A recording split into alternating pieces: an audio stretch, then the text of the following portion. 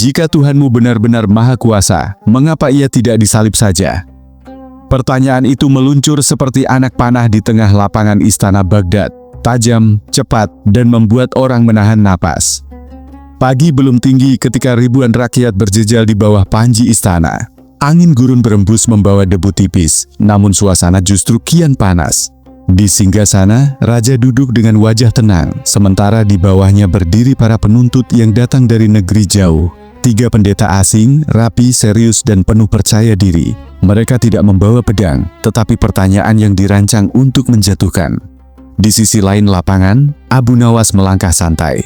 Jubahnya sederhana, sandalnya berdebu, namun langkahnya ringan seolah sedang menuju kedai teh. Ia menatap kerumunan, lalu menengadah ke langit sebentar, seakan menghitung awan. Beberapa orang berbisik, "Mengapa orang ini yang dipanggil?" Yang lain tersenyum, karena mereka tahu, jika lidah cerdas dibutuhkan, Abu Nawas tak pernah kehabisan akal. Pendeta tertua maju setapak, suaranya lantang. "Kami mendengar engkau terkenal pandai menjawab. Maka dengarkan ini, wahai Abu Nawas. Tuhan kami menunjukkan kasih dengan penderitaan.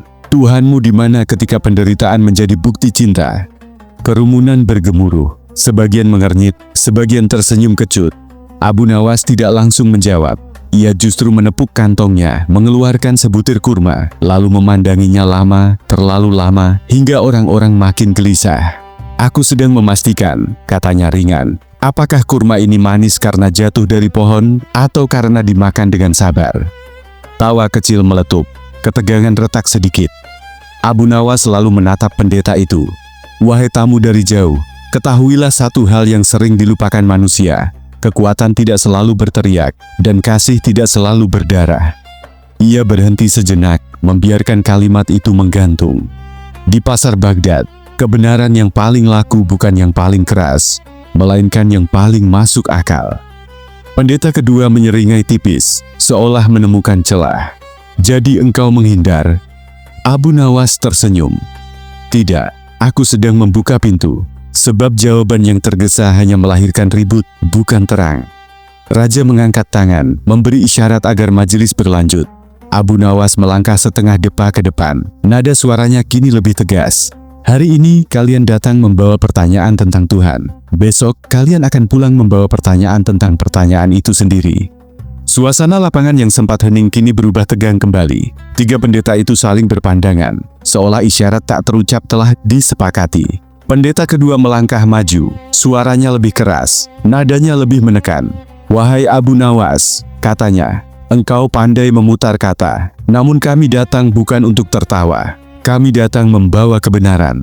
Jika Tuhanmu Maha Kuasa, mengapa Ia tidak turun ke dunia, merasakan luka, dan menebus manusia seperti Tuhan kami?" Pertanyaan itu jatuh berat. Beberapa rakyat menelan ludah, yang lain menggenggam jubah mereka. Ini bukan lagi ejekan, melainkan tantangan terbuka. Abu Nawas mengangkat alisnya pelan. Ia melangkah mendekat, lalu duduk di tepi sumur tua yang ada di tengah lapangan. "Baik," katanya santai, "sebelum aku menjawab, izinkan aku bertanya." Ia menunjuk sumur itu. "Jika seseorang haus, apakah ia harus terjun ke dalam sumur untuk membuktikan bahwa air itu ada?" Pendeta itu terdiam sejenak. "Tidak, cukup mengambil airnya." Abu Nawas mengangguk cepat. "Nah, disitulah bedanya akal dengan emosi. Air tidak perlu tenggelam agar menghilangkan haus." Kerumunan mulai tersenyum. Namun pendeta ketiga segera menyela. Wajahnya keras. "Engkau selalu memberi perumpamaan, tapi jawab kami jelas. Tuhan kami rela menderita. Itu bukti kasih tertinggi." Abu Nawas tertawa pendek. "Wahai Tuan, di Baghdad ini, keledai pun rela dipukul demi upah. Apakah itu berarti ia penuh kasih?" Tawa rakyat meledak lebih keras dari sebelumnya. Beberapa bahkan bertepuk tangan. Pendeta itu memerah. "Engkau menghina." Abu Nawas menggeleng. "Tidak, aku hanya memisahkan kasih dari kesakitan. 2 hal yang sering disatukan agar tampak mulia." Ia berdiri, menepuk debu dari jubahnya. Nada suaranya kini lebih tajam. "Tuhanku tidak perlu disalib, karena Ia tidak sedang membuktikan apapun kepada manusia. Justru manusialah yang sibuk membuktikan dirinya paling benar." Raja mencondongkan tubuhnya. Para pengawal saling pandang. Debat jelas belum usai. Pendeta tertua kembali maju. Suaranya lebih dingin dari sebelumnya. Jika begitu, wahai Abu Nawas, apakah Tuhanmu takut merasakan penderitaan? Kerumunan tersentak. Ini serangan paling tajam sejauh ini. Abu Nawas tersenyum tipis, namun matanya menyala. Takut, katanya pelan. Besok aku akan jawab itu, karena pertanyaan ini tidak layak dijawab sambil duduk. Lapangan istana kini sunyi, terlalu sunyi untuk ukuran keramaian Baghdad. Bahkan burung-burung di atap istana seakan berhenti berkicau. Semua mata tertuju pada Abu Nawas yang berdiri di tengah lingkaran rakyat dan pendeta. Udara terasa berat, seolah pertanyaan terakhir masih menggantung di langit. Pendeta tertua melangkah maju setengah depa. Suaranya rendah namun menghunjam. Jika Tuhanmu tidak takut, jika Ia Maha Kuasa, jika Ia penuh kasih, mengapa Ia memilih tetap di langit? Bukankah kasih sejati turun dan berkorban?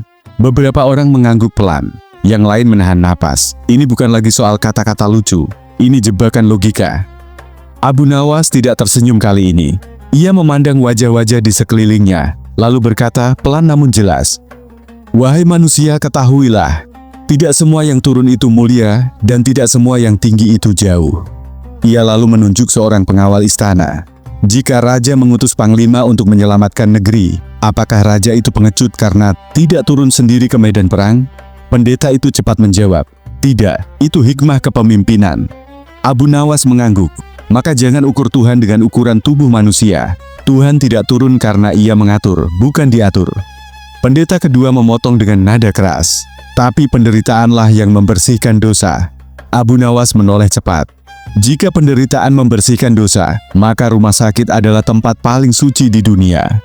Ledakan tawa terjadi, namun cepat terhenti ketika Abu Nawas melanjutkan dengan suara serius, "Dosa dibersihkan dengan taubat, bukan dengan darah orang lain."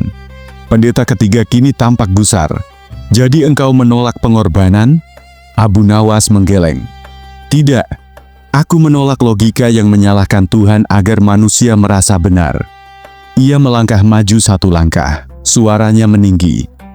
"Jika Tuhan harus disakiti agar manusia sadar, maka masalahnya bukan pada Tuhan, melainkan pada hati manusia yang keras." Kerumunan terdiam total. Bahkan raja duduk tegak, wajahnya serius. Ini bukan lagi debat biasa. Ini titik di mana satu kalimat salah bisa memicu kekacauan. Pendeta tertua menyipitkan mata. "Kata-katamu berbahaya, Abu Nawas." Abu Nawas tersenyum tipis. Kebenaran memang begitu. Ia tidak berbahaya, hanya tidak nyaman. Ia berhenti sejenak, lalu menambahkan dengan nada tenang, "Namun aku belum selesai, karena masih ada satu pertanyaan yang belum kalian sadari, dan jawabannya akan membuat kalian berpikir ulang." Rakyat menahan napas. Pendeta-pendeta itu saling pandang. Abu Nawas mengangkat jarinya perlahan. Pagi berikutnya, lapangan istana kembali dipenuhi manusia. Namun kali ini suasananya berbeda. Tidak ada gumam gaduh, tidak ada tawa kecil. Semua datang dengan satu rasa, penasaran yang menyesakkan dada. Pertanyaan Abu Nawas semalam telah menyebar lebih cepat daripada angin gurun. Ketiga pendeta telah berdiri di tempat semula. Wajah mereka tegang, seolah semalaman tidak benar-benar tidur. Raja memberi isyarat agar majelis dimulai. Abu Nawas melangkah maju, membawa sesuatu di tangannya. Sebuah cermin kecil dari perunggu. Ia mengangkat cermin itu tinggi-tinggi. "Wahai pendeta," katanya tenang, "sebelum aku menjawab pertanyaan kalian tentang Tuhan, izinkan aku mengajukan satu pertanyaan tentang manusia." Pendeta tertua mengangguk kaku. "Katakan." Abu Nawas menunjuk cermin itu ke arah mereka. "Siapa yang kalian lihat di sana?" "Wajah kami," jawab pendeta kedua. Abu Nawas tersenyum. "Benar, sekarang dengarkan baik-baik. Jika manusia yang penuh salah pun tidak mau menanggung hukuman orang lain, mengapa kalian menisbatkan ketidakadilan itu kepada Tuhan?" Kerumunan terkejut. Beberapa orang saling berpandangan. Abu Nawas melanjutkan tanpa memberi jeda. "Jika seorang pencuri dibebaskan karena orang lain dihukum menggantikannya, apakah itu keadilan atau kekacauan?" Tak ada jawaban. Abu Nawas menurunkan cermin itu. "Tuhanku Maha Adil. Karena itu Ia tidak menghukum yang tak bersalah untuk membela yang bersalah." Ia berhenti sejenak. "Dan karena Ia Maha Pengasih, Ia membuka pintu ampunan tanpa harus melukai dirinya sendiri." Pendeta ketiga tampak goyah. "Lalu bagaimana manusia ditebus?" Abu Nawas menjawab cepat. dengan taubat, bukan tontonan. Beberapa rakyat tersentak lalu tertawa kecil. Ketegangan mencair. Abu Nawas melangkah mundur satu langkah. Suaranya kini lebih ringan. Kalian bertanya mengapa Tuhanku tidak disalib. Jawabannya sederhana, katanya sambil tersenyum.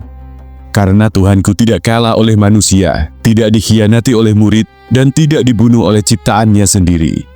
Sunyi. Bukan sunyi kosong, melainkan sunyi yang penuh makna. Pendeta tertua menarik napas panjang.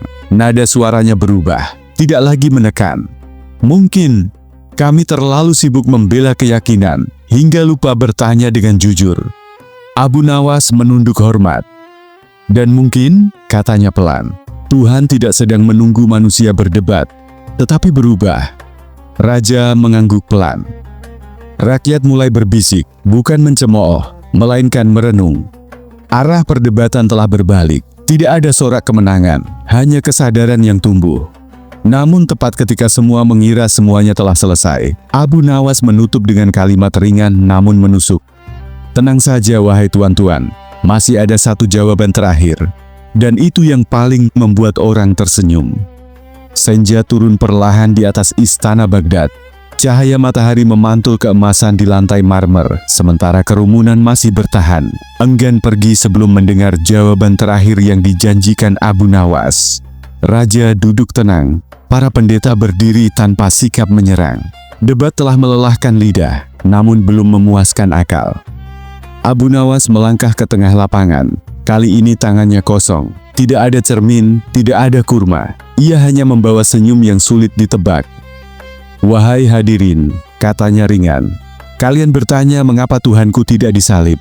Kalian berdebat tentang turun dan naik, tentang luka dan cinta. Maka izinkan aku menutup dengan satu hal yang sering terlupa. Ia menunjuk bayangannya sendiri di lantai. Bayangan ini ikut bergerak karena aku berdiri. Jika aku duduk, ia ikut duduk. Sekarang aku bertanya, apakah bayangan itu lebih lemah, atau justru aku yang lebih kuat? Pendeta tertua menjawab lirih, engkaulah yang lebih kuat. Abu Nawas mengangguk. Maka pahamilah, yang disalib adalah bayangan pemahaman manusia, bukan Tuhan. Manusia ingin Tuhan seperti dirinya, bisa disakiti, bisa dikalahkan, bisa ditangisi. Padahal Tuhan bukan cermin keinginan, melainkan sumber kebenaran. Ia menoleh kepada pendeta-pendeta itu dengan wajah ramah. Tuhanku tidak disalib karena ia tidak sedang berperan dalam drama manusia. Ia mengadili, bukan diadili. Ia mengampuni, bukan dikorbankan. Hening, bukan karena kalah, melainkan karena mengerti. Pendeta tertua menarik napas panjang. Hari ini kami belajar, katanya pelan, bahwa keyakinan tidak runtuh oleh pertanyaan, tetapi bisa runtuh oleh kesombongan. Abu Nawas menunduk hormat. Dan aku belajar, jawabnya, bahwa tawa kadang membuka pintu yang tak bisa dibuka oleh teriakan. Raja berdiri dan menutup majelis. Rakyat perlahan bubar, membawa pulang bukan kemenangan, melainkan renungan. Abu Nawas melangkah pergi, meninggalkan lapangan yang kini sunyi. Namun tepat sebelum keluar gerbang, ia berhenti dan berkata setengah berbisik, cukup keras untuk didengar mereka yang masih menoleh. Manusia sering bertanya, mengapa Tuhanmu tidak disalib? Padahal pertanyaan yang lebih jujur adalah, mengapa akal kita sering disalib oleh kebiasaan berpikir sendiri? Beberapa orang tertawa kecil, yang lain terdiam lama. Dan disitulah kisah berakhir, bukan dengan teriakan, melainkan senyum yang berpikir.